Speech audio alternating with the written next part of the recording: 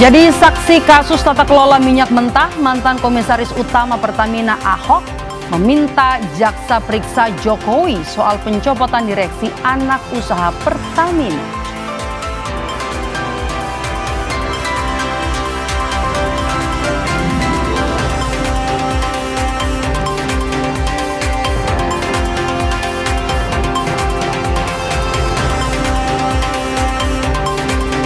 Menteri Keuangan Purbaya Yudi Sadewa menyebut Yuda Agung sebagai calon kuat Wamenkyu, pengganti Thomas Jiwandono yang sudah disahkan sebagai Deputi Gubernur Bank Indonesia.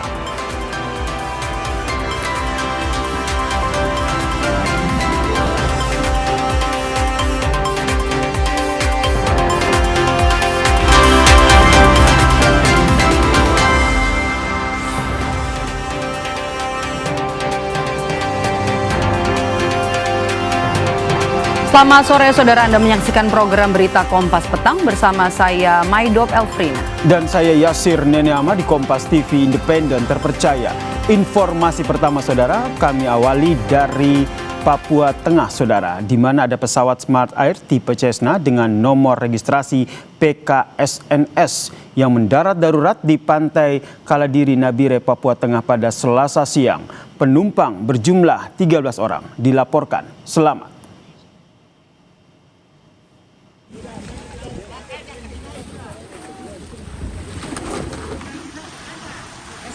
Tidak bisa tarik ke darat.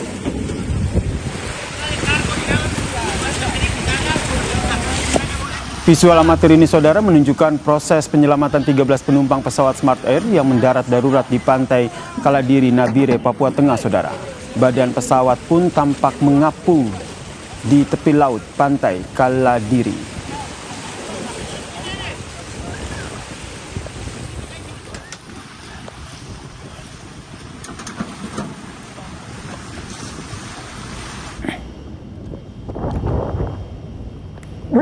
Apa-apaan ini? Dan visual yang tadi Anda saksikan adalah video amatir detik-detik pesawat Smart Air tipe Cessna saat melakukan pendaratan darurat saudara. Dari data awal yang diperoleh, pesawat tujuan Kaimana dengan status penerbangan subsidi tersebut diduga ataupun terkonfirmasi mengangkut 13 penumpang dan juga 2 kru. Seluruh penumpang dilaporkan selamat dan saat ini sementara dalam proses evakuasi terhadap badan pesawat dan juga seluruh penumpang.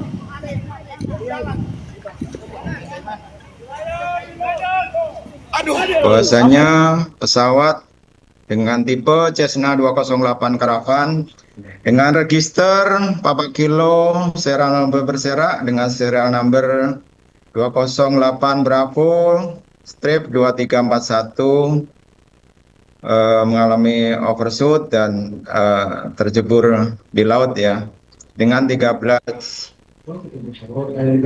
penumpang melakukan evakuasi sesuai dengan tupoksi kami dan selanjutnya kami bawa ke Rumah Sakit Nabire dalam keadaan basah dan dalam keadaan selamat dan basah penumpangnya. Kita ke berita lainnya saudara, pencarian hari keempat korban longsor di Kecamatan Cisarua kembali dilanjutkan. Ribuan personel tim SAR gabungan dikerahkan.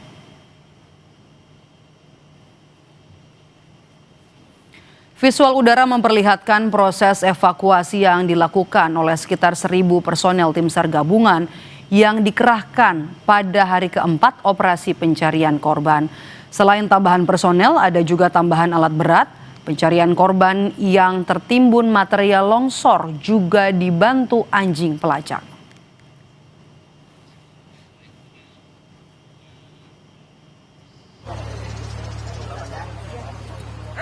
Memasuki hari keempat proses pencarian korban longsor di Cisarua, Jawa Barat akan dimaksimalkan pada 2 titik yakni Site A1 dan juga A2. Direktur Operasi Basarnas Laksamana Yudi Bramantyo bilang lokasi ini merupakan titik yang paling banyak ditemukan korban. Meski demikian, pencarian juga akan dilakukan atau diperluas hingga ke titik B0. Saat ini kendala yang dihadapi tim SAR gabungan akan dalam proses pencarian yakni faktor cuaca yang dinamis serta kontur tanah yang bergerak.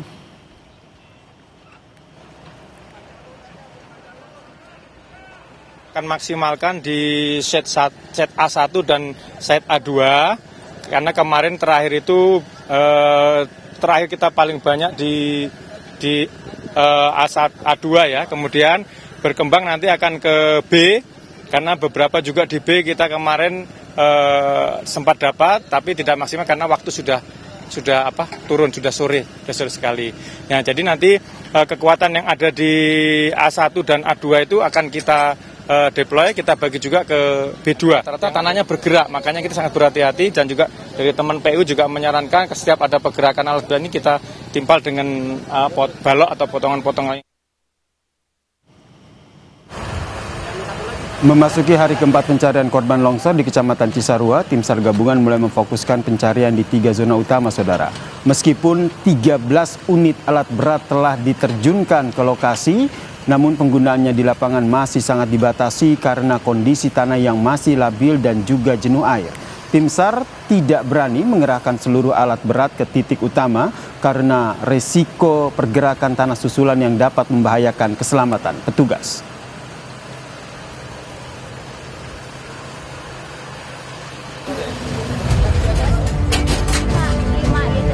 Bapak.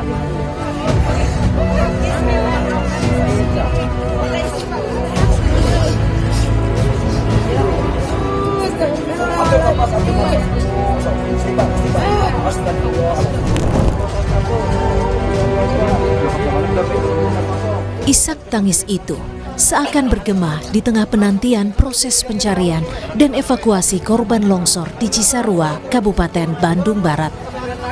Sejumlah keluarga korban hingga kini masih menanti kabar di posko DVI Polda Jabar terkait anggota keluarganya yang hilang akibat tertimbun longsor pada Sabtu dini hari lalu.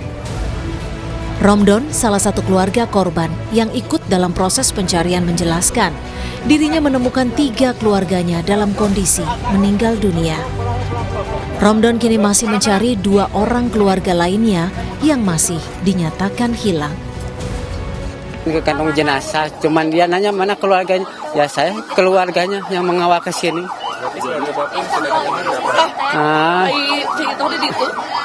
Jadi yang belum ketemu 2 lagi. Iya.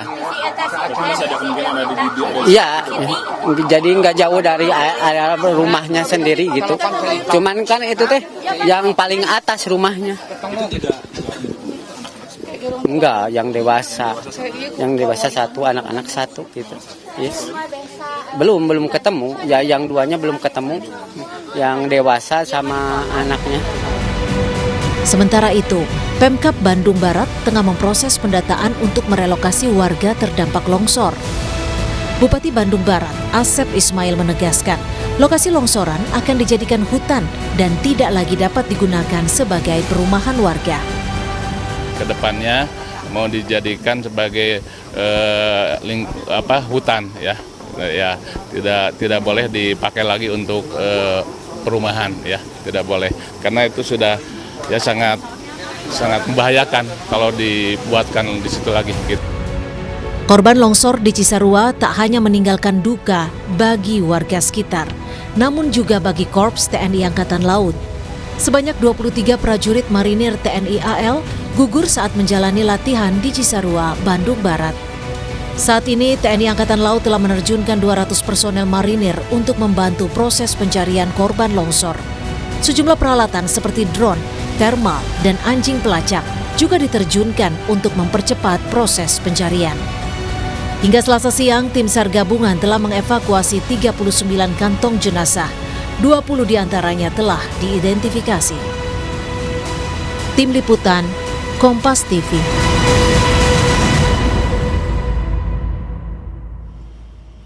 Lebih lengkap soal pencarian korban longsor di Cisarua, Kabupaten Bandung Barat, Jawa Barat, kita tanyakan kepada jurnalis Kompas TV, Niko Anggriawan, dan juga juru kamera Bimo Wicaksana. Selamat petang, Niko. Proses pencarian hingga sore ini seperti apa? Apakah ada temuan korban baru?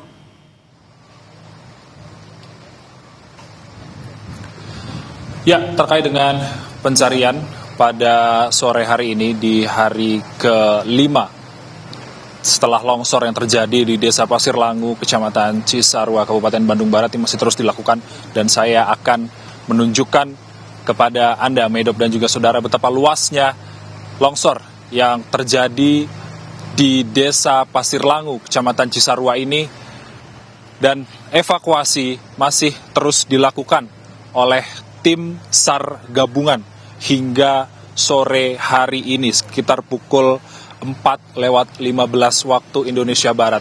Beragam alat telah dikerahkan, namun yang sekarang imbas hujan yang terjadi pada pukul 12 hingga pukul 14 tadi, pencarian sempat dihentikan sementara untuk memastikan keamanan personel tim SAR gabungan. Dan yang bisa Anda saksikan sekarang yang hanya beroperasi ini adalah alat berat ekskavator bertonase kecil saja. Di titik site B ini atau di sektor B ini tadi ditemukan beberapa jenazah yang tertimbun material longsor. Setelah dilakukan penggalian, kemudian jenazah tersebut langsung dibawa oleh tim SAR gabungan menuju ke posko DVI yang ada di Puskesmas Desa Pasir Langu, Kecamatan Cisarua, Kabupaten Bandung Barat, untuk nantinya akan diidentifikasi lebih lanjut oleh tim DVI sebelum dikembalikan ke keluarga untuk dimakamkan. Ada sekitar 6 ekskavator yang beroperasi di site B ini, Medop dan juga saudara. Tentunya setelah hujan deras yang tadi terjadi, pencarian secara manual ini dihentikan sementara. Hingga saat ini belum dilakukan kembali pencarian secara manual. Untuk penggalian-penggalian ini masih dimaksimalkan untuk memastikan keamanan dari personel tim gabungan itu sendiri. Dan kalau misalnya di sebelah sini, visual yang Anda saksikan saat ini, Medop dan juga saudara, ini merupakan site A2 yang tentu masih dimaksimalkan pencariannya menggunakan ekskavator bertonase kecil. Dan kalau misalnya bisa dilihat, Medop dan juga saudara, kontur tanah yang miring berbentuk V seperti itu, ini turun dari Gunung Burangrang menuju ke bawah dan menghantam rumah serta greenhouse yang ditanami bunga, kemudian ditanami sayur-sayuran, yang tentu kalau misalnya secara ilmiah ini tidak bisa mengikat air yang turun dari atas menuju ke bawah. Medop. Baik, terima kasih. 6 eskavator dikerahkan untuk operasi SAR dalam pencarian hari keempat hari ini. Terima kasih sudah bergabung bersama kami, jurnalis Kompas TV, ada Niko Anggriawan dan juga juru kamera Bimo Wicaksana langsung dari Cisarua, Kabupaten Bandung Barat, Jawa Barat. Usai jeda di Kompas Petang, saudara, kami hadirkan informasi. Jadi saksi kasus tata kelola minyak mentah, mantan Komisaris Utama Pertamina Ahok meminta jaksa periksa Jokowi soal pencopotan direksi anak perusahaan Pertamina.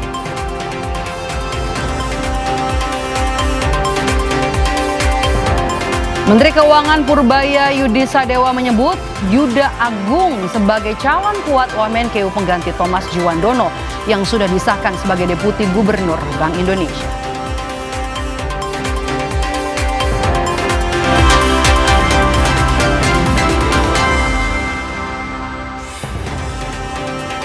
Terima kasih Anda masih menyaksikan Kompas Petang, saudara. Basuki Cahayapurnama atau Ahok memenuhi panggilan sebagai saksi dalam sidang dugaan korupsi tata kelola minyak mentah dan juga produk kilang di PT Pertamina periode 2013-2024 di Pengadilan Negeri Jakarta Pusat pada Selasa pagi.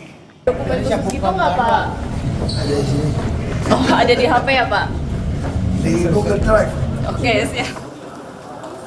Ahok menyampaikan akan memberikan keterangan apa adanya. Di hadapan awak media, Ahok berkelakar membawa seluruh dokumen yang tersimpan di ponselnya.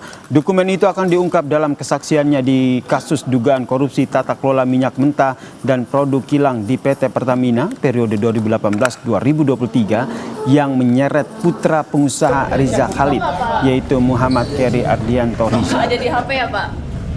Di Google Drive. Oke, siap. Dalam kesaksiannya, Saudara, Basuki Cahayapurnama atau Ahok menyoroti sejumlah pergantian direktur Pertamina yang menurutnya kurang tepat. Salah satunya adalah pergantian mantan Direktur Utama PT Kilang Pertamina Internasional, Joko Priyono. Ahok pun mengatakan ingin melaporkan ke Kejaksaan Agung soal pergantian di tubuh Pertamina yang menurutnya menyasar orang terbaik. Menurutnya, Saudara, salah satu yang diperiksa adalah Presiden saat itu, Joko Widodo. Mencopot orang yang bukan meritokrasi. Kenapa orang yang mau lakukan yang saya lakukan dicopot? Ini orang terbaik Pak Joko itu. Makanya saya tulis dicopot. Makanya saya selalu bilang sama Pak Jaksa, kenapa saya mau lapor ke Jaksa? Periksa tuh sekalian BUMN. Periksa tuh Presiden bila perlu. Kenapa orang terbaik dicopot? Oke, baik. Tolong pengunjung. Bisa tertib pengunjung, ini persidangan ya. Ini bukan hiburan. Oke, baik. Jangan bertepuk tangan. Lalu apa saja yang diungkap Komisaris Utama Pertamina periode 2019-2024 Basuki Cahayapurnama atau Ahok dalam sidang dugaan korupsi tata kelola minyak mentah di Pertamina? Kita sapa jurnalis Kompas TV, Fedriska Ananda dan juru kamera Andika Ahadiat dari Pengadilan Tipikor Jakarta. Selamat petang, Rizka. Rizka, kita ketahui dalam sidang tersebut Presiden ke-7 Republik Indonesia Joko Widodo sempat disinggung dalam sidang, dan hal apa saja yang dikaitkan dengan Joko Widodo?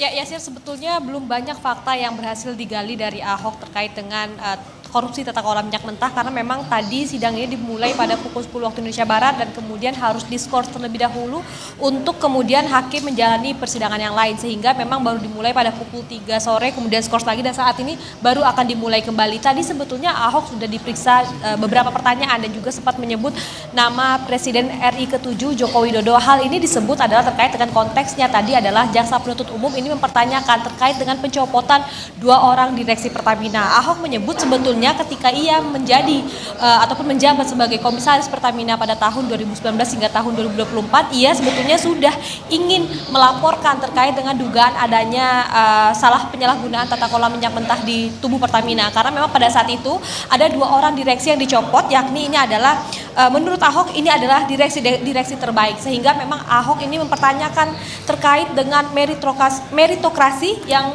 ada di tubuh di Pertamina, sehingga kemudian untuk pencopotan 2 orang direksi ini Ahok mempertanyakan terkait dengan sistem ini, karena menurut Ahok 2 orang direksi ini adalah direksi yang terbaik, berintegritas dan memang memilih untuk lepas dari jabatan karena tidak ingin tersangkut dengan pengadaan yang bermasalah. Ini tadi disampaikan oleh Ahok pada pemeriksaan yang memang sudah dilakukan pada tadi pagi. Nah, terkait juga dengan fakta-fakta lain, sebetulnya Ahok mengatakan bahwa ia memiliki semacam penyimpanan khusus begitu terkait dengan bukti-bukti yang akan diungkapkan oleh Ahok dalam pemeriksaan korupsi tata kelola minyak mentah ini. Namun apa isinya ini kita juga masih menanti. Hingga saat ini Ahok juga belum menyampaikan ataupun jaksa penuntut umum juga belum mempertanyakan terkait dengan hal itu. Jadi kita masih menunggu, Yasir, apa sebetulnya fakta-fakta ataupun bukti-bukti yang akan diungkapkan oleh Ahok pada persidangan kali ini. Kalau kita lihat dalam persidangan ini, kapasitas Ahok ini dihadirkan untuk apa? Atau dari pihak siapa?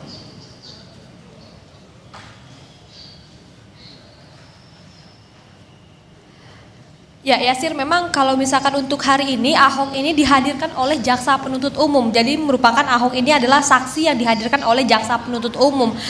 Namun kalau misalkan kita melihat dari keterangan-keterangan Ahok ini tampaknya banyak menguntungkan dari pihak terdakwa begitu. Salah satunya ini adalah Kerry Adrianto Riza dan juga beberapa terdakwa lainnya. Ahok juga tadi mempertanyakan bagaimana kemudian angka 200 triliun ini dari mana, dan kemudian juga tadi juga mempertanyakan terkait dengan pencopotan direksi-direksi Pertamina yang ia anggap ini adalah orang-orang terbaik. Kemudian sehingga memang hal-hal yang akan digali oleh jaksa penuntut umum ini adalah keterkaitannya terkait dengan jabatan Ahok ketika menjabat sebagai komisaris Pertamina pada tahun 2019 hingga tahun 2024. sehingga banyak atau sedikitnya ini Ahok banyak mengetahui tentang pengadaan minyak mentah yang ada di tubuh Pertamina.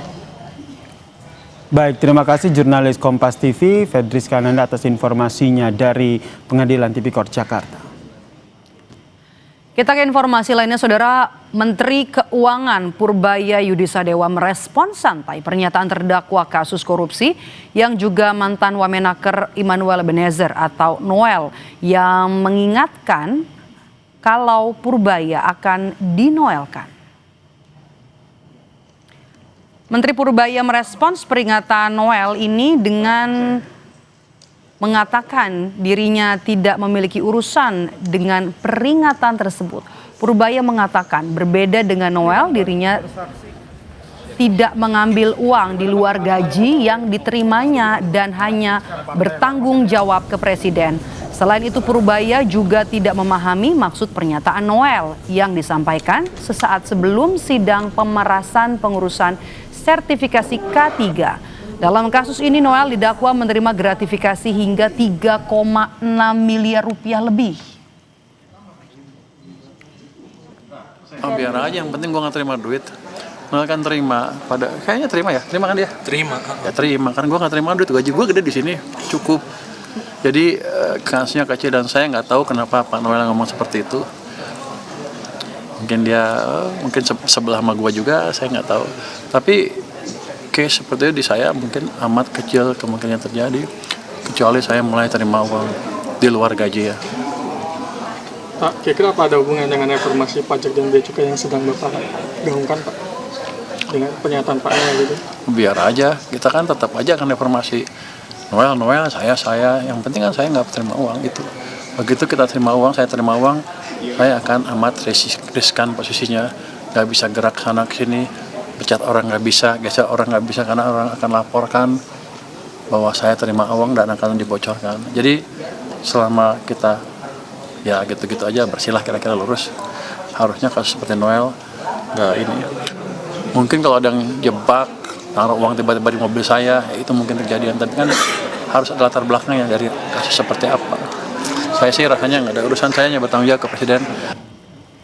Sebelumnya terdakwa kasus pemerasan mantan Wakil Menteri Ketenagakerjaan Immanuel Ebenezer mengatakan Menteri Keuangan Purbaya Yudisadewa berpotensi bernasib sama dengan dirinya atau dinoelkan. Noel bilang kebijakan dan agenda sidak yang selama ini dilakukan Purbaya mengusik kepentingan sejumlah orang. Akan buat Pak Purbaya, karena apa yang dilakukan Pak Purbaya ini mengganggu pesta poranya para bandit di Republik ini. Kalian bisa tahu siapa yang main pasar gelap, siapa yang main baju-baju yang gelap-gelap itu tuh. Berarti yang kena sidak sama Pak Purbaya soal thrifting kemarin ada. Oh iyalah, pastilah. Bang, artinya Pak Purbaya harus waspada. Harus waspada, karena dia akan dinoelkan. Saudara, DPR RI mengesahkan Thomas Djiwandono jadi Deputi Gubernur Bank Indonesia periode 2026-2031 melalui rapat paripurna DPR di Senayan.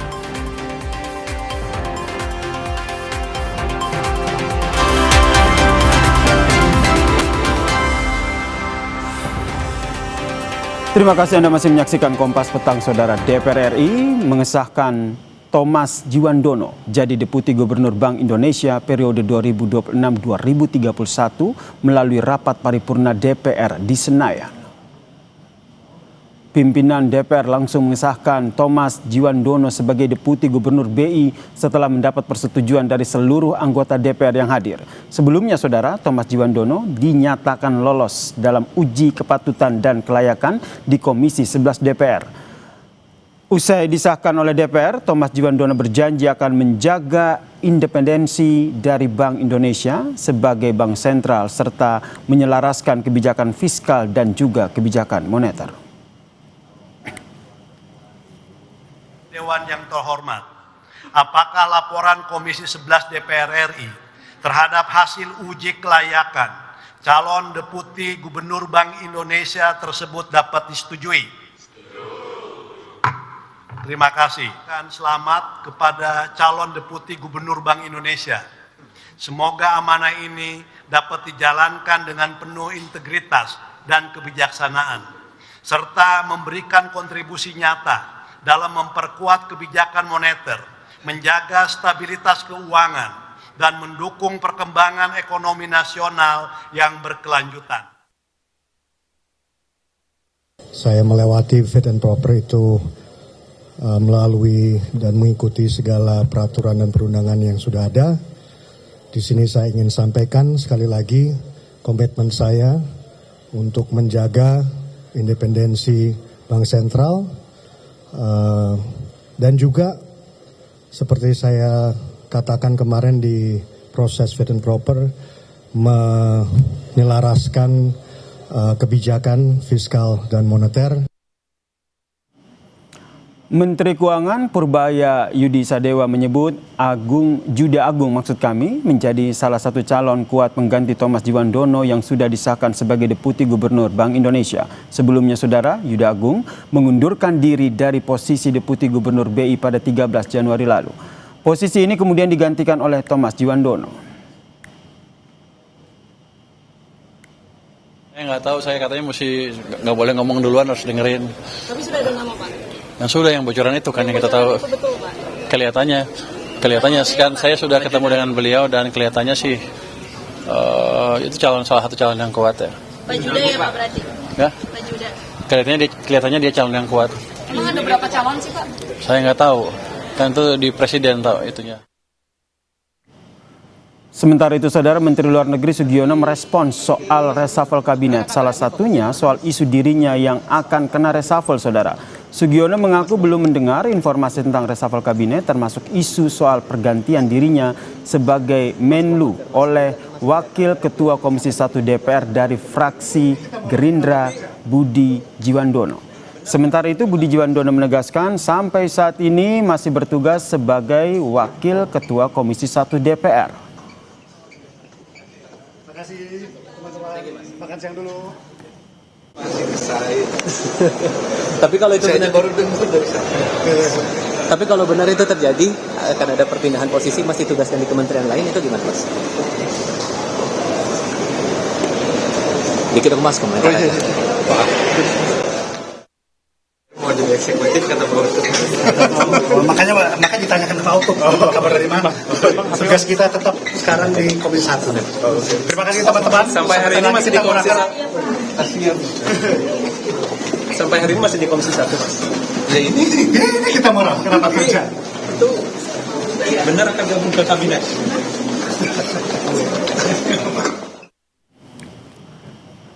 Ketua Komisi 1 DPR RI Utut Adianto memberi kode bahwa salah satu pimpinan Komisi 1 DPR bakal masuk ke eksekutif.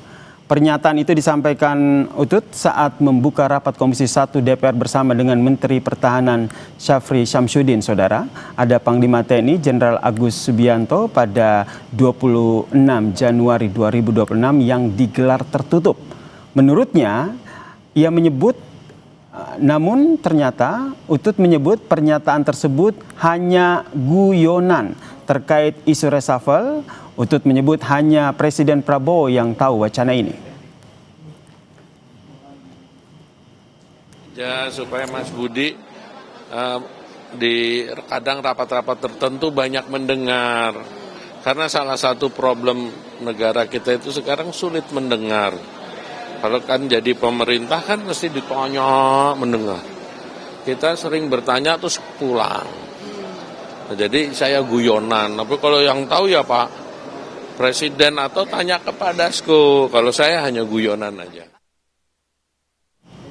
Saudara, saat ini satu jabatan Wakil Menteri Keuangan kosong setelah Thomas Djiwandono resmi disahkan sebagai Deputi Gubernur Bank Indonesia. Tak hanya itu, politisi PDIP pun sempat memberi kode akan ada politisi DPR dari Gerindra yang akan masuk dalam kabinet. Apakah itu artinya akan ada reshuffle kabinet? Kita bahas bersama dengan Direktur Eksekutif Carta Politika Yunarto Wijaya dan juga Ketua Grid Institute Syahganda Nenggolan. Selamat petang semuanya. Selamat petang, Mas. Ini Bang Syahganda. Selamat petang. Selamat petang, oke. Yunarto. Mas Toto, jelas ya suara saya ya. Saya mau ke Mas Toto dulu nih sebagai analis politik juga dari Carta Politika begitu. Ini kan posisi Wamenkyu masih kosong. Di saat yang bersamaan ada isu adanya reshuffle. Meskipun sudah dibantah oleh Utut Adianto bahwa ini hanya guyonan. Dari Anda sendiri membacanya akan seperti apa ini? Yang pasti nggak bisa kita tebak-tebakan ya mengenai apa isi hati presiden. Tapi memang isunya memang sudah sedemikian santer. Dan kalau yang bisa ditanya ke pengamat, lebih mudah menerka tanggal berapa reshuffle dilakukan apabila terjadi. Karena ada pola nih, ini setengah bercanda, setengah serius nih Mas Yasir. Karena kalau kita lihat dari 4 kali reshuffle yang dilakukan oleh Pak Prabowo, semuanya itu berbau dengan angka 8.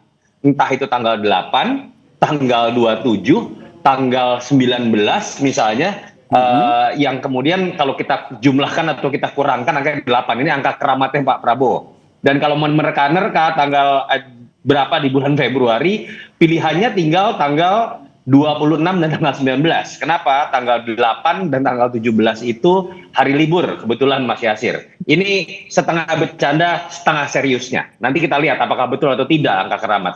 Oke, balik lagi memang kalau soal reshuffle ini merupakan hak prerogatif presiden. Tapi kalau kita lihat dari posisi pergeserannya sendiri, ini kan dari Wamenkyu, kemudian digantikan oleh, walaupun dari Menteri Keuangan sendiri bilang bahwa Yuda Agung ini sebagai salah satu calon kuat, tapi ini kan belum pasti karena sekali lagi ini kan hak prerogatif dari presiden. Saya ke Bang Syahganda. Bang Syahganda ini melihatnya seperti apa? Urgensinya seperti apa sih dalam posisi pergeseran dari Wakil Menteri Keuangan saat ini, dan juga nanti kita nantikan siapa sebenarnya penggantinya?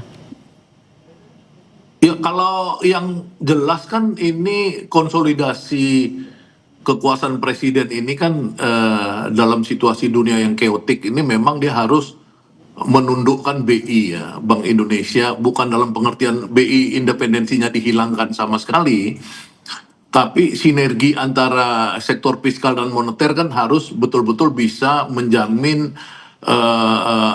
pemerintahan Prabowo itu solid ya dalam sektor moneter dan fiskal. Yang selama ini kita lihat ada ketegangan antara Pak Purbaya dengan Pak Peri Gubernur BI. Nah, maka sebenarnya penempatan Thomas Ciwandono di sana itu cukup baik buat bangsa ini, karena kalau kita melihat di Amerika, Donald Trump dia itu malah mau mentersangkakan gubernur BI-nya itu karena dia pengen menguasai sendiri bank sentral Amerika itu. Kalau Prabowo kan tidak sampai itu. Padahal saya dengar isu beberapa orang kemarin menyarankan kepada Pak Presiden Prabowo agar Thomas Ciwandono itu dijadikan gubernur BI. Tapi Pak Presiden karena takut dituduh KKN, mungkin jalan keluarnya ya itu jadi deputi ya. Jadi saya pikir ini win-win yang paling bagus untuk Indonesia.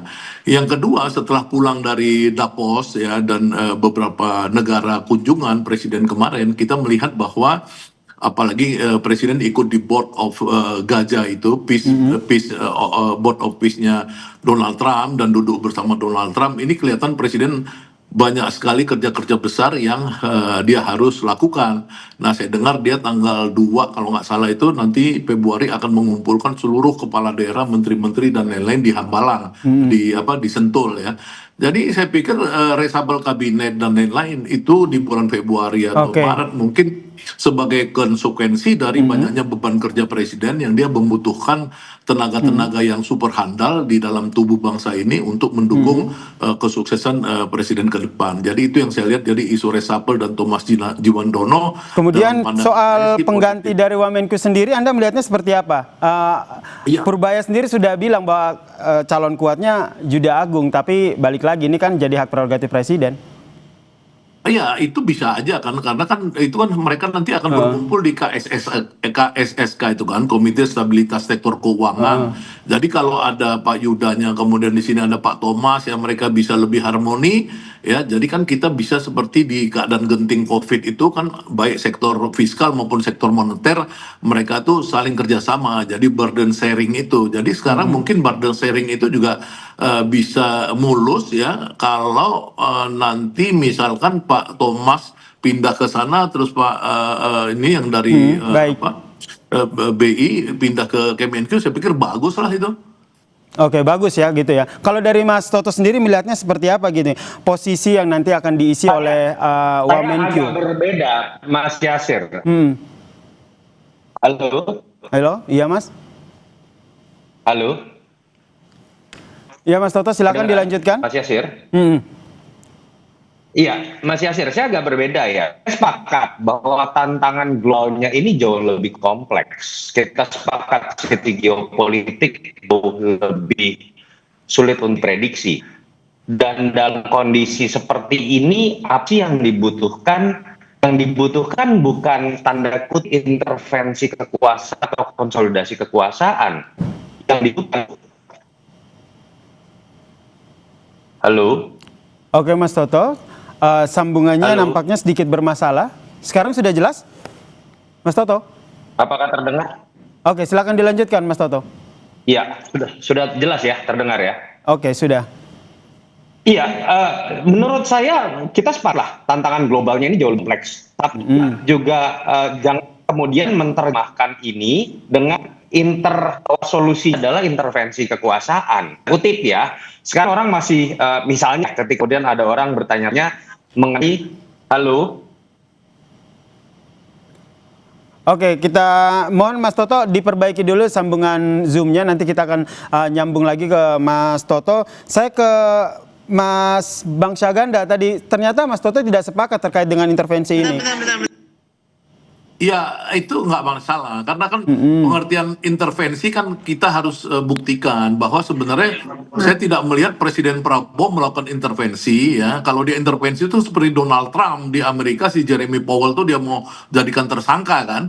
Nah kalau ini kan enggak, dia itu kan menyerahkan akhirnya bahwa Bank Indonesia, DPR sendiri yang memproses Thomas Jiwandono sebagai deputi gubernur. Jadi bukan karena dia intervensi, ya bahwa dia tentu berpikir perlu ada harmoni ya di antara suasana kegentingan ini. Itu kita jangan terlalu kaku karena seluruh dunia sekarang juga bingung. Ya dulu mazhab lama, global order lama, ya itu kan sekarang dikacaukan oleh Donald Trump. Ya kalau dulu istilah independensi Bank Sentral Amerika yang tidak bisa digugat oleh seluruh presiden Amerika misalkan, itu kan sudah dikacaukan sendiri oleh Donald Trump. Ya di negara-negara lain, bahkan Donald Trump sendiri tidak percaya pada PBB, sekarang dia buat sendiri peacekeeping board of peace gitu dan lain-lain. Nah ini kita harus menyesuaikan diri pada kekacauan dunia. Nah dalam dunia yang kacau ini tentu presiden harus konsolidasi. Nah konsolidasi bukan berarti intervensi, tapi konsolidasi bisa mendorong agar misalkan jangan sampai misalkan kita itu defisit fiskal kita jebol. Oke, ya, itu yang menjadi salah satu alasan yang menurut Anda akhirnya adanya pergeseran dari Wamenkyu ini ya. Mas Toto sudah kembali join, silakan dilanjutkan tadi.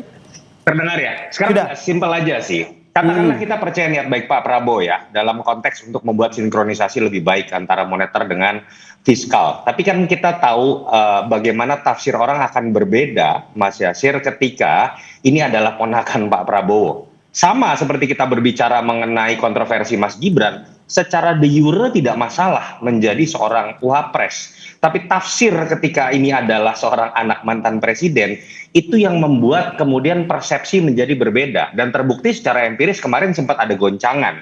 Pertanyaan mengenai ketika kemudian dipilih nama Mas Thomas, kita tahu sebetulnya mumpuni, tapi kemudian market meresponnya agak negatif dengan turunnya rupiah ketika sebetulnya dolar sedang melemah terhadap hampir semua mata uang kecuali rupiah kalau kita bicara di Asia.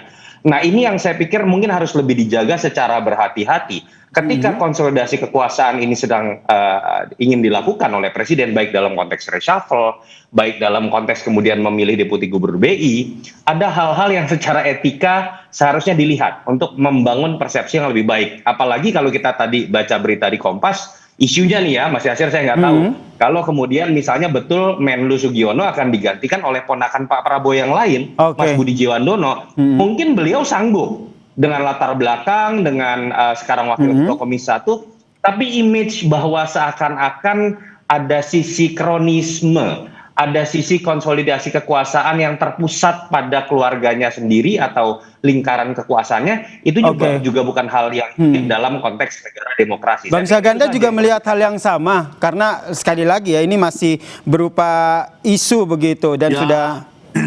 Silakan Bang Syahganda. Kalau membandingkan Thomas Jiwandono dengan tadi Gibran ya kacau juga kita nih. Kita harus rasional dikit dong, akal sehat. Thomas Jiwandono ini sekolahnya kan sekolah tinggi. Nah, ini kita bukan bicara latar belakang, Bang Syahganda. Nggak, maksudnya gini, kalau kita bicara kode etik dalam demokrasi, nggak bisa kita bicara latar belakang. Maksudnya gini, orang itu kan ada kualifikasi kepantasan. Jadi kalau seorang Wamen Q, itu sebenarnya Wamen Q itu nggak kalah tingginya dengan deputi gubernur BI ya, artinya secara status sosial, jabatan, ketingkatan gitu ya. Beda dengan Gibran yang misalkan wali kota Solo naik jadi wakil presiden, itu lompatannya itu membingungkan semua pihak. Jadi kalau saya sih sebenarnya ada orang bilang ada unsur KKN, yang bisa jadi ada unsur KKN, tapi bahwa ini ada sebuah kepantasan, akal sehat, bahwa ini pantas dalam rangka menjaga negara ini aman utuh, ini kemudian sedikit dipertukarkan ya, yang dari deputi BI pindah ke Kemenq, dari Kemenq pindah kemari, itu tidak membuat kekacauan kan. Jadi sebenarnya Wamenq pindah jadi deputi itu mungkin ya nggak ada juga kenaikan pangkat di situ. Atau bisa dilihat sebagai sebuah konsolidasi kekuatan, Bang Syahganda. Iya, negara kita perlu konsolidasi supaya ini kegoncangan ekonomi jangan terjadi di antara situasi dunia yang nggak pasti. Nah, mudah-mudahan dengan akrabnya nanti BI dan Kementerian Keuangan, jadi antara fiskal dan moneter ini tidak rebut-rebutan untuk menguasai permainan perekonomian, gitu. Ini kan yang ditakutkan selama ini kan gitu, ada benturan-benturan kencang antara Purbaya yang ingin juga masuk melakukan satu pengaruh terhadap moneter ketika dia memutarkan uang 200 triliun. Dia tarik dari BI, dia putar ke market, ya, antara BI yang ingin terus menahan agar dia mengontrol moneter, tidak menyerahkannya kepada orang fiskal. Nah, mudah-mudahan dengan adanya pertukaran ini ada harmoni. Nah, bangsa kita ini kan bangsa harmoni. Kalau Mas Toto sendiri melihatnya lebih ke konsolidasi kekuatan atau seperti apa? Pertama, tafsir mengenai misalnya adanya konflik antara Pak Purbaya dengan BI, menurut saya juga itu kan debatable ya. Contoh ketika berbicara mengenai penempatan dana yang diparkir di BI 200 triliun terbukti gagal loh. Ada tafsir yang mengatakan bahwa kemudian memang bank tidak menyalurkan sebagaimana mestinya. Tapi ada juga yang mengatakan ini kebijakan yang dari awal sudah salah ketika kemudian problemnya memang di demand bukan di supply. Tapi poin saya adalah, Mas Yasir, saya berharap sekali Pak Prabowo ketika menyadari tantangannya adalah sesuatu yang bersifat global, kata kuncinya konsolidasi kekuasaan itu harus dilakukan berdasarkan asas merit yang saya harapkan itu tidak hanya didasarkan pada kedekatan. Yang kedua adalah ketika kita berbicara mengenai reshuffle, saya berharap juga Pak Prabowo ada perbaikan besar dalam konteks menempatkan kapabilitas jauh lebih besar dibandingkan pertimbangan koalisi. Kenapa ada kekhawatiran itu, Mas Toto? Apa yang menjadi latar belakangnya? Pembentukan kabinet, ini kabinet terbesar sepanjang sejarah setelah Orde Lama, Mas Yasir. Kenapa? Karena yang namanya jumlah parpol yang ditampung banyak sekali. Jumlah wamen terbesar juga sepanjang sejarah. Karena koalisinya besar sekali. Kalau logika itu yang digunakan dalam konsolidasi kekuasaan, menurut saya itu malah menambah beban buat Pak Prabowo, bukan kemudian malah menambah kekuatan dan energi untuk kemudian menghadapi situasi global yang memang sudah pelik. Itu poin paling penting menurut saya. Baik, terakhir singkat saja ke Bang Syahganda, apa yang menurut Anda harus dilakukan oleh Presiden sehingga yang kekhawatiran yang disampaikan oleh Mas Toto tadi tidak terrealisasi? Singkat saja. Yang paling penting kan merit system itu tidak berarti tidak memperbolehkan seorang di dalam lingkaran keluarga yang memang dia teruji secara ideologis, dia sama dengan pamannya Pak Prabowo dan dia sangat pintar ya, alumni sekolah yang bagus ya kan, pernah jadi wakil menteri keuangan. Jadi bukan serta-merta orang goblok ya kan, gara-gara family sekolah SMA nggak pasti tamat bisa dinaikin misalnya gitu. Nah, kita kan harus proporsional. Saya juga nggak suka dengan orang KKN, tapi bukan nggak boleh misalkan keluarga kita itu mendapatkan promosi ya atau mutasi dan lain-lain pada level yang memang penting untuk negara. Yang kedua misalnya kayak tadi Budi Jiwandono itu kan dulu itu semua orang usulkan dia jadi gubernur DKI ya kan, tapi kemudian pamannya nggak mau. Prabowo nggak mau, akhirnya dia nggak jadi. Jadi Prabowo ini sampai so far ya, dia tidak KKN ya, secara keseluruhan dia itu masih menempatkan ideologi di atas segala-galanya ya, partai, kemudian relasinya kepada militer karena dia bekas orang militer dan lain-lain. Jadi saya belum melihat yang seperti zaman dulu Orde Baru atau zaman Jokowi yang anaknya semua mau jadi ini. Saya pikir saya masih mengapresiasi semua yang terjadi dalam Dan yang jelas kita konsolidasi masih menanti ya sebenarnya apakah akan ada reshuffle kabinet atau tidak setelah Wamenkyu ini, Thomas Djiwandono ini masuk ke jajaran Bank Indonesia. Terima kasih. Saya pikir gitu Mas Yasir. Oke, terima kasih Direktur Eksekutif Carta Politika Mas Yunarto Wijaya dan Ketua Grid Institute Syahganda Nenggolan telah berbagi perspektifnya di Kompas Petang. Salam sehat semuanya. Terima kasih semua. Dan saudara sejeda Kompas Petang akan hadir dengan informasi akademisi Rocky Gerung memenuhi panggilan penyidik Polda Metro Jaya sebagai ahli meringankan untuk tersangka Roy Suryo CS dalam kasus dugaan ijazah palsu Presiden ke-7 Joko Widodo.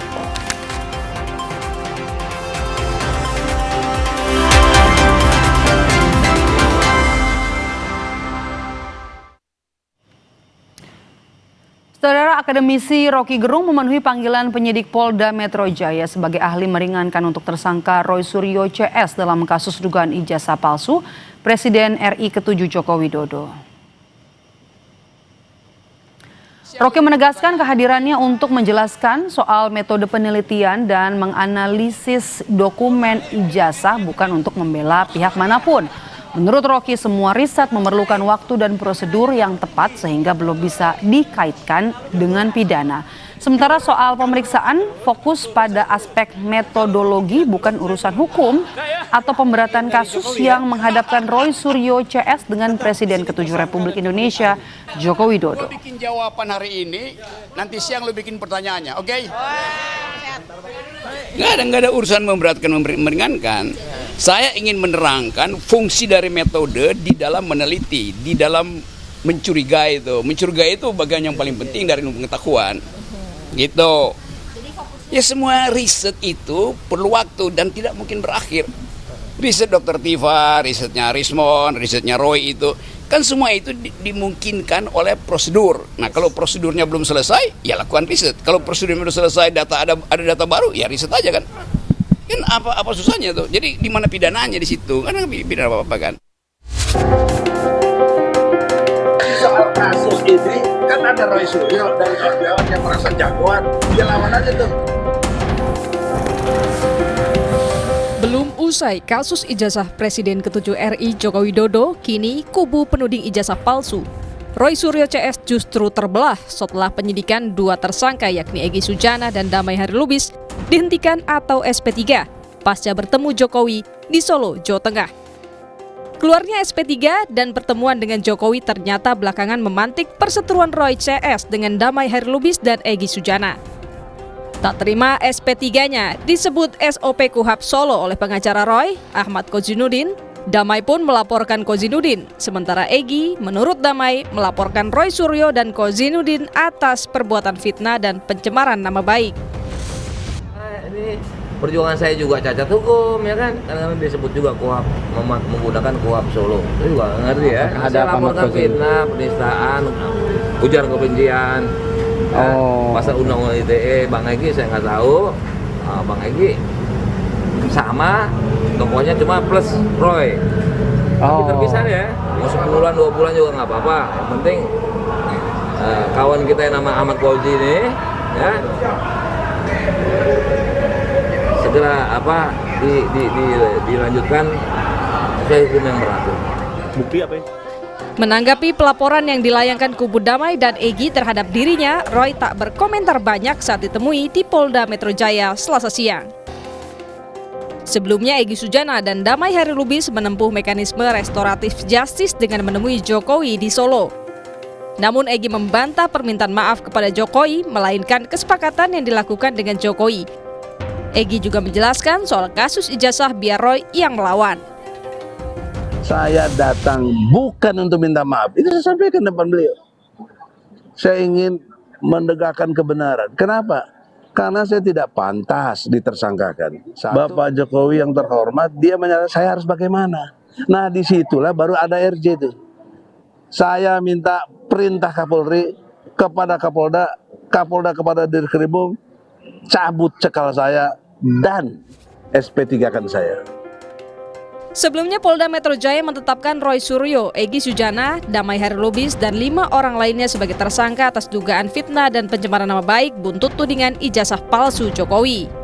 Belakangan, polisi menghentikan penyidikan perkara untuk Damai dan Egy setelah keduanya bertemu Jokowi di Solo. Polisi mengatakan penghentian penyidikan atas dasar keadilan restoratif. Tim Liputan, Kompas TV. Kita bahas soal pecah kubu penuding ijazah palsu Jokowi yang kini justru berhadapan antara Roy Suryo dengan penerima SP3 kasus ijazah Egy Sujana dan juga Damai Hairlubis. Bersama dengan kuasa hukum Egy Sujana, Kapitra Ampera dan juga tersangka kasus ijazah Jokowi Roy Suryo yang sudah hadir di studio Orange Kompas TV Palmera dan juga Bung Kapitra langsung dari sambungan Zoom ya. Oke, saya pertama ke Bung Kapitra dulu. Sebenarnya siapa saja yang kemudian Anda atau klien Anda laporkan dan kemudian apa dasar pelaporannya? Oke, sebelum saya sampaikan itu, saya nyatakan substansi masalah itu beralih. Ya. Substansi masalahnya itu bukan Egy atau Damai Lubis di SP3. Tuntutan Roy CS itu bukan itu. Tuntutan Roy CS itu ada asumsi, ada analisis bahwa Roy CS mensinyalir atau menduga ijazah Pak Jokowi itu palsu. Itu substansinya. Terus berkembang menjadi dan beralih menjadi diskriminasi, diskredit, ya, mendiskreditkan tendensi kepada Egy dan Damai. Ini yang sebenarnya saya prihatin. Kenapa? Kekuatan yang harusnya dibangun untuk menghemat energi justru terpecah. Ya, konsentrasi dan energinya terpecah karena apa? Karena justru antara mereka saling serang, saling hantam. Sementara substansinya apakah dengan SP3 semua, ya, jangankan 2 ya, lalu substansinya selesai, kan tidak juga. Yang Roy CS inginkan itu kan ada pembuktian konkret. Ya, mereka ingin membuktikan asumsi mereka bahwa apa yang disinyalir, diduga bahwa ijazah Pak Jokowi itu palsu, mereka ingin pastikan. Nah, tentu pemastikan itu kan tidak subjektif, tidak hanya bisa reklaim, ya, RSS mengklaim itu palsu. Tapi harus dibuktikan, ya, harus dibuktikan.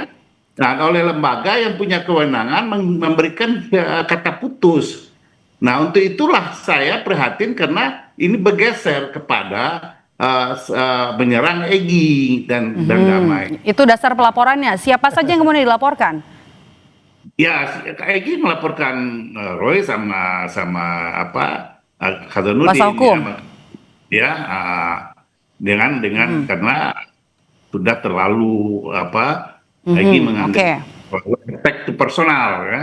Attack to personal. Harusnya ini boleh terjadi. Harusnya selesaikan aja dalam satu bilik kecil gitu ya. Tahan di situ sebelum saya nanti ke bukti juga ya apa yang dibawa ke polisi. Saya mau ke tanggapannya Mas Roy. Ya, jadi gimana? Gini, tadi saya menghargai apa yang disampaikan Pak Kapitra ya, dan termasuk saya menghargai Bang Damai Hairlubis yang nanti juga akan tampil di Kompas. Yang dulu satu kubu ya? Ya, tetap sama. Saya juga hormat karena apa? Dia nggak ngelaporin saya sih. Oh, belum pecah? Bukan, meskipun sudah memilih sikap sendiri seperti tadi kata Pak Kapitra. Kalau kami itu sebenarnya tetap kekeh karena kita itu melaksanakan apa yang diamanatkan oleh rakyat. Bahwa buktikan bahwa ijazah itu palsu. Dan tadi Rocky juga sudah menyampaikan bahwa apa yang kami lakukan itu penelitian ilmiah, penelitian dengan alat bukti yang itu scientific. Dan kemarin ahli ITE Prof. Henry juga menyampaikan pasal-pasal ITE itu nggak bisa dikatakan karena kami ini adalah peneliti yang membuka kebenaran untuk kalau tanggapannya soal pelaporan ini gimana? Pelaporannya saya senyum aja lah gitu. Saya setuju apa yang disampaikan Bang Kapitra, senyum aja kalau saya. Karena menurut saya gini, justru sebenarnya karena kami ini dilaporkan dengan karena tuduhannya saya katanya mengucapkan kata-kata gitu ya katanya nggak boleh ucapin itu. Ya udah aku ikut lah daripada Kompas nanti dia senyum aja gitu dilaporin. Makanya aku senyum aja, ketawa aja, jogetin aja. Karena apa? Sebenarnya itu justru menghaluskan apa yang sudah ditulis oleh wartawan senior Lukas Suwarto yang waktu itu daripada pakai ayat-ayat. Bang Egy kan pakai ayat itu, pakai sebagaikan Nabi Musa dan Nabi Harun ketemu dengan Firaun, ya. Nah itu ibaratkan ini ada dua tutit gitu ya. Nah ketemu dengan jin titit gitu lah. Itu aja udah. Jadi saya menyampaikan kalau tiba-tiba udah, makanya kita jelaskan kepada masyarakat. Tadi gambarnya saya bawa yang di blur tadi di Kompas tadi ya. Ini juga saya bawa tapi nggak saya tunjukin. Ntar aku diingetin. Maksudnya gini, ini lucu-lucuan aja. Jadi karena lucu ya saya ketawain aja. Tapi kalau memang itu mau dibuktikan dengan pelaporan Bang Egy, buktikan nanti. Polda menunggu laporan dari para T itu. Oke, Bang Kapitra, kan ini yang dilaporkan juga senyum aja. Kalau dari bukti yang dibawa ke polisi apa pada saat pelaporan? Ya ini kan perseptif ya, perseptif orang kan tidak boleh didiskreditkan. Egy kan punya persepsi sendiri menilai pertemuan seperti apa dan apa maksudnya. Tapi Roy menyerang pribadinya yang menyamakan dengan tuyul dan jin. Nah itu, saya nggak boleh nyebut itu soalnya. Tapi bukti-bukti yang dibawa apa? Bukti-bukti yang dibawa ke polisi? Itu dialognya Roy. Keterangan-keterangan pers dan dokumen-dokumen lain ya. Ya bagus lah, dibuktikan aja nanti. Oke, dialognya Roy Suryo. Ya pernyataan-pernyataan Roy di media. Ya pernyataan saya tadi nyebut kata yang disebut Pak Kapitra tadi loh. Tapi kan itu lucu aja daripada disebut. Saya buka semua nih.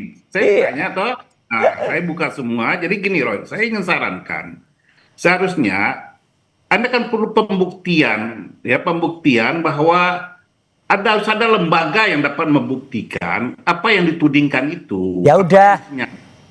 Makanya gini Pak Kapitra, kalau Bang Egy dan Bang DHL itu sudah nggak berani lagi, kemudian kayak kalau kapal itu meninggalkan kapal, ya udah nggak apa-apa. Kami yang berani, kami yang meneruskan. Udah. Jadi kami ibaratkan dua tadi itu, ya itu lari, udah nggak apa-apa. Makanya ya udah. Persepsi Anda, ya. Loh iya. Dia punya hak dan cara persepsinya sendiri, ya.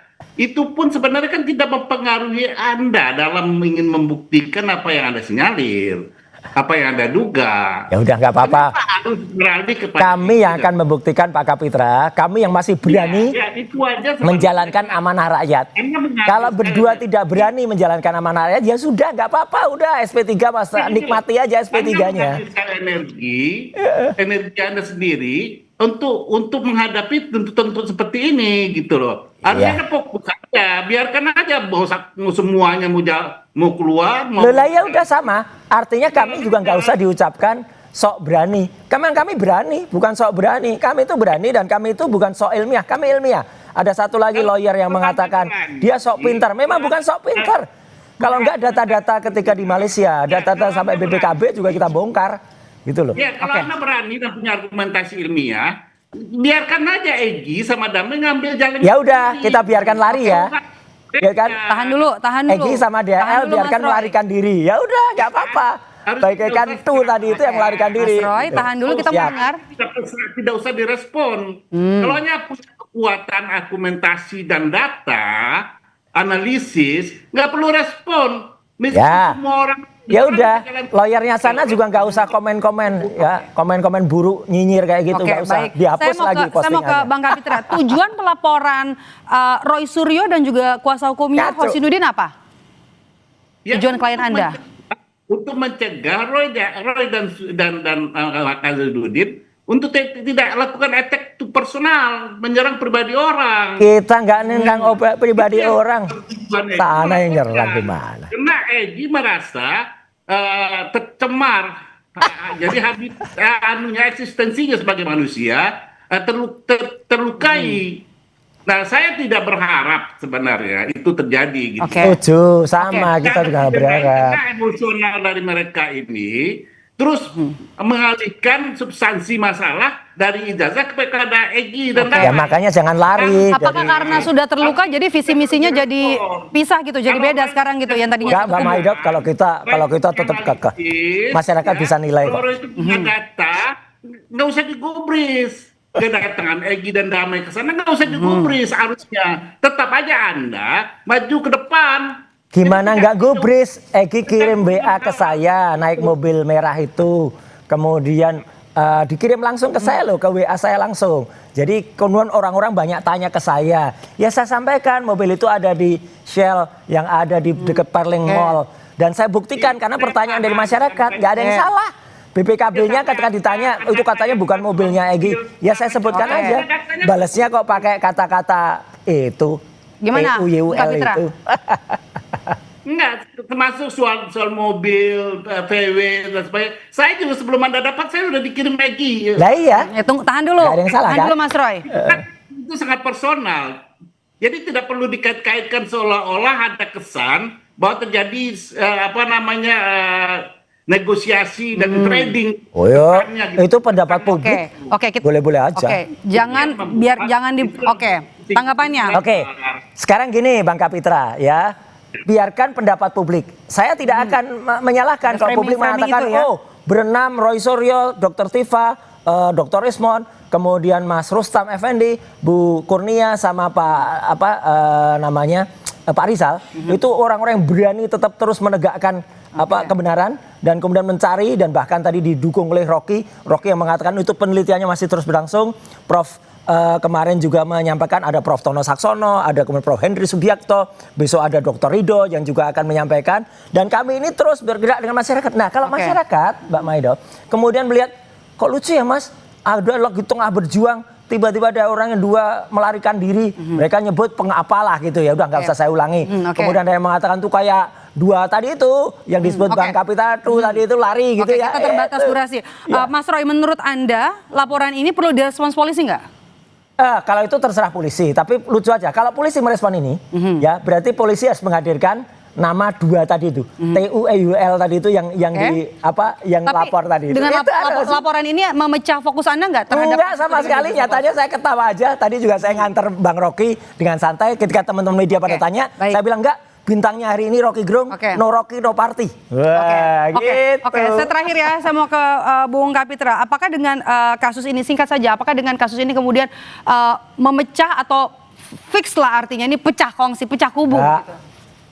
Kalau sudah begini, ini tentu berhadapan. Harusnya Roy CS tidak perlu merespon. Kalau Anda punya, saya nggak respon. Jalan aja terus. Nggak perlu tuding-tuding Egi damai serang-serang ini itu, karena itu melemahkan perjuangan Anda dan menghabiskan energi Anda. Dan Egi mana betul-betul? Iya, nggak perlu direspon lah. Karena apa? Saya anggap nggak perlu direspon karena saya anggap bapak-bapak itu orang tua aja. Saya anggap aja orang tua aja deh. Waktu kita terbatas, bapak-bapak terima kasih sudah bergabung bersama kami. Kapitra Ampera dan juga Roy Suryo sudah bergabung bersama kami di Kompas Petang. Sehat selalu bapak-bapak. Usai jeda saudara, kami kembali dengan informasi pesawat Smart Air tipe Cessna dengan nomor registrasi PKSNS mendarat darurat di pantai Kaladiri Nabire, Papua Tengah. Penumpang berjumlah 13 orang dilaporkan selamat.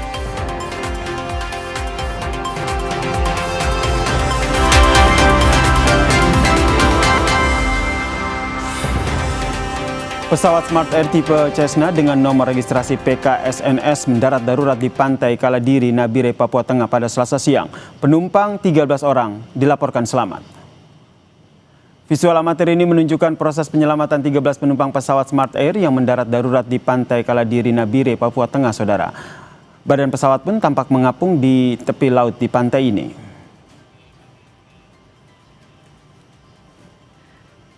Saudara, gitaris lintas generasi tanah air bersatu dalam konser amal Gitaris untuk Negeri. Konser yang diikuti 18 gitaris ini menggalang donasi kemanusiaan untuk korban bencana di Sumatera.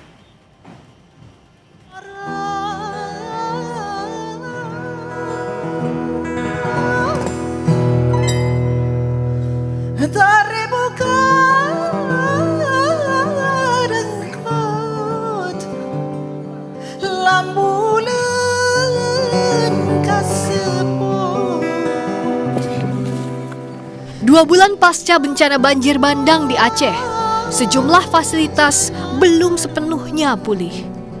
Jembatan yang masih putus salah satunya.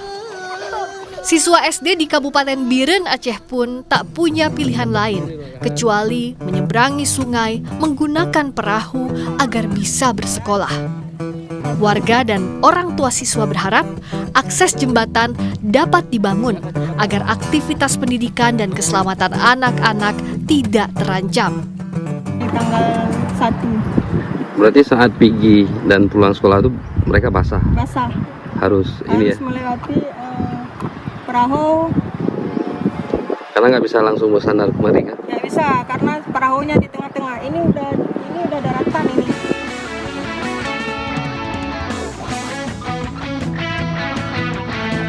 Bantuan yang datang belum sepenuhnya mencakupi dan menjangkau seluruh warga terdampak. Inilah yang menggerakkan hati 18 maestro gitaris tanah air memetikkan senar, ekspresi empati dan kepedulian, mengumpulkan bantuan pasca bencana Sumatera dalam konser amal gitaris untuk negeri.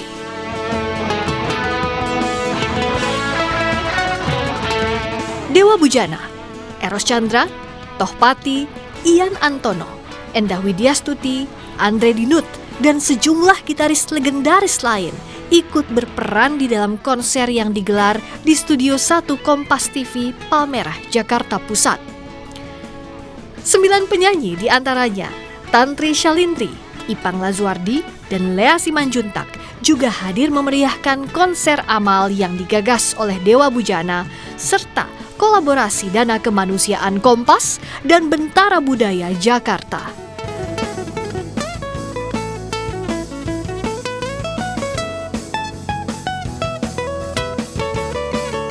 Selain konser, lelang lukisan dan 4 unit gitar dengan tanda tangan para maestro gitar diharapkan bisa menambah donasi untuk seluruh warga terdampak bencana Sumatera.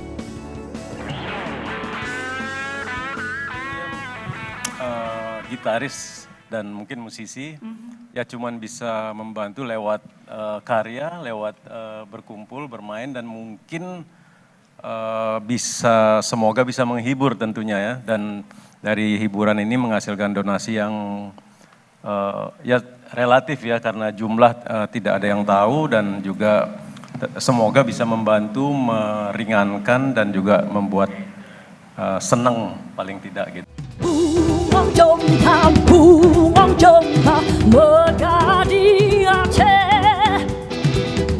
Dan hasilnya luar biasa.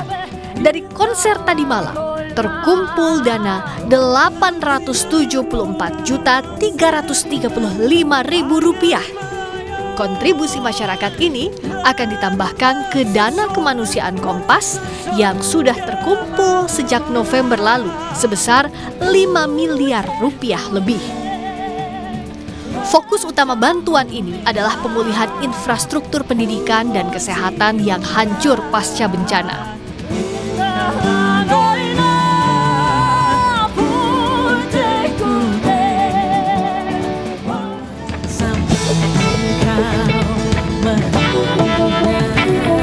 Konser amal telah selesai dihelat. Namun pengumpulan donasi masih terus berlanjut hingga tanggal 11 Februari mendatang. Jadi bagi Anda yang ingin berkontribusi, bisa berdonasi melalui rekening yang tersedia di layar kaca, karena setiap rupiah akan berdampak bagi korban bencana di Sumatera. Tim Liputan, Kompas TV.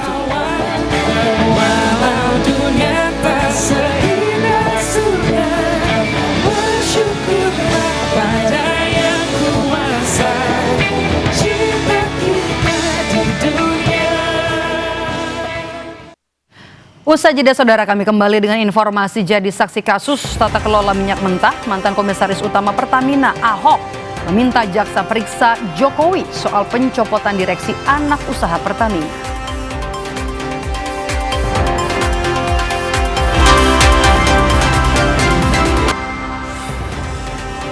Saudara, jadi saksi kasus tata kelola minyak mentah, mantan Komisaris Utama Pertamina Basuki Cahayapurnama atau Ahok meminta jaksa periksa Jokowi soal pencopotan sejumlah direktur anak usaha Pertamina yang dinilainya memiliki kinerja terbaik. Dalam kesaksiannya siang tadi saudara, Ahok menyoroti sejumlah pergantian Direktur Pertamina yang menurutnya kurang tepat. Salah satunya adalah pergantian dari mantan Direktur Utama PT Kilang Pertamina Internasional, Joko Priyono. Ahok pun mengatakan ingin melapor ke Kejaksaan Agung soal pergantian di tubuh Pertamina yang menurutnya menyasar orang terbaik. Menurutnya salah satu orang yang perlu diperiksa adalah Presiden saat itu, Joko Widodo. Apakah juga saran? Mencopot orang yang bukan meritokrasi. Kenapa orang yang mau lakukan yang saya lakukan dicopot? Ini orang terbaik Pak Joko itu. Makanya saya tulis dicopot. Makanya saya selalu bilang sama Pak Jaksa, kenapa saya mau lapor ke Jaksa? Periksa tuh sekalian BUMN. Periksa tuh Presiden bila perlu. Kenapa orang terbaik dicopot? Oke, baik. Tolong, pengunjung. Bisa tertib, pengunjung, ini persidangan, ya. Ini bukan hiburan. Oke, baik. Jangan bertepuk tangan. 3 penumpang kapal meninggal usai tertimpa muatan truk di dalam KM Dharma Kartika 9 di Balikpapan, Kalimantan Timur.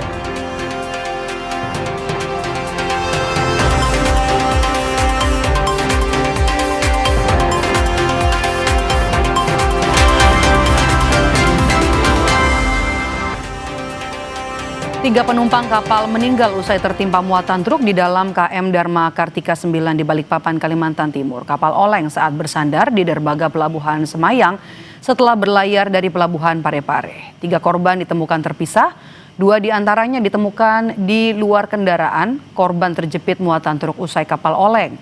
Total korban sebanyak 7 penumpang, 4 selamat dan 3 meninggal dunia. Saat kapal oleng, sejumlah truk bermuatan sayur, beras, dan telur terbalik. Evakuasi korban berlangsung 4 jam setelah petugas memindahkan barang-barang dari truk yang terbalik.